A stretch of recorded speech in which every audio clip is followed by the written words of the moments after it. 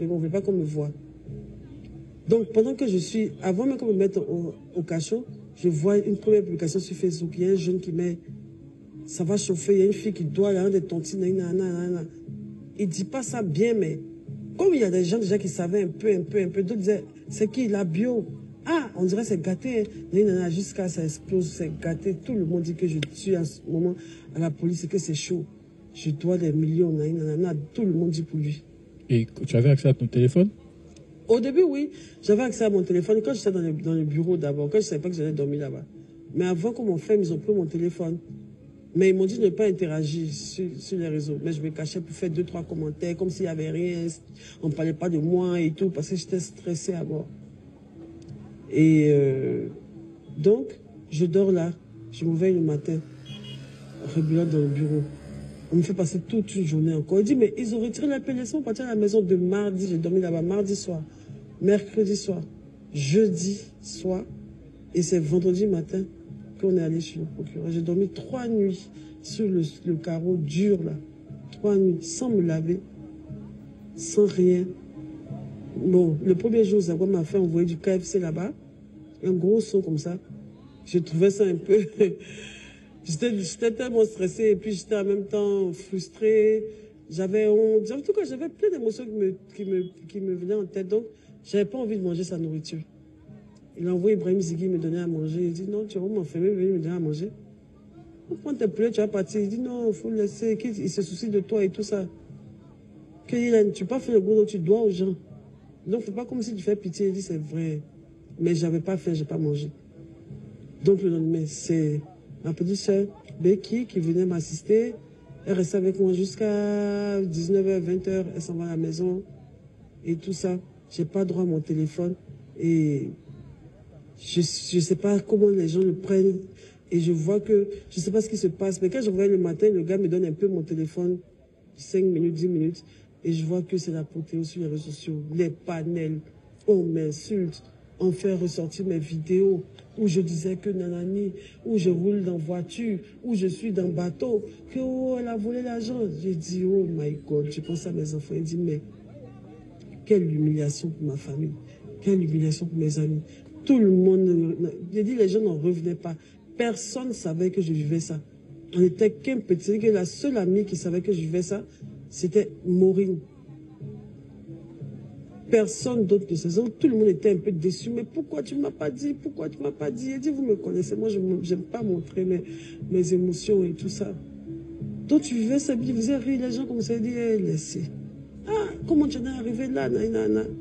Les gens commençaient à me faire des aides et tout ça. Donc, on m'envoie au parquet. Mes soeurs sont en pleurs, mes amis et tout ça. Mais ils m'ont tellement mis en confiance à la police que j'allais repartir à la maison, que je me disais que j'allais repartir à la maison. En ce moment-là, j'ai mon téléphone dans la main, j'arrive au parquet et je vois que je reçois une vague d'harcèlement. Et là où était mon erreur, j'ai fait un statut pour dire... Parce que ce qui m'a fait mal d'abord, dans un premier temps, ils ont commencé à faire des panels pour récolter de l'argent pour moi. Et ça, j'ai vu ça comme une humiliation. Et la personne qui faisait la cagnotte, c'est une amie à moi avec qui on ne s'entendait pas du tout. On avait fait des palabres à Aya Robert. On s'est clashé sur les réseaux. Donc que ce soit Aya Robert aujourd'hui qui organise une cagnotte pour moi, j'ai senti ça. Je me suis dit, est-ce qu'elle n'est peut-être pas sincère? C'est une manière de m'humilier, mais d'une certaine manière. Si on a cotisation, même qu'on nous a incité, parce que si nous on n'est pas cotisé là, vous allez faire comment? Est-ce que vous allez compter sur les 1 million là? Parce que l'impression que c'est ça que vous avez compté, il est comme pas. Si nous on n'est pas cotisé là, supposons qu'on n'a pas cotisé les 1 million là, comment vous allez faire pour la libérer? C'est pour dire, tellement il n'y a plus rien. Aujourd'hui, les gens vont cotiser 5 francs, 20 francs. Et je voyais des messages des gens qui envoyaient 100 francs, un numéro, et puis on me fait des captures pour m'envoyer. Tu as vu nos voleuses là, il a payé 100 francs pour toi, et demain, il faut sortir, tu as sur des abonnés. Oh madame, il a payé 5 francs pour toi, et voilà ma capture, tu n'as rien, c'est nous on te nourrit aujourd'hui. Il dit, hein? Et qui je vois dans ce panel-là, ça dit, elle décide de faire une cagnotte pour moi, et elle estime qu'il y a 2 personnes qui sont proches à moi, il y a un qui s'appelle Ousni, et ils ont même voulu faire monter ma fille dans un panel pour qu'elle demande de l'argent. Et ça m'a fait très mal.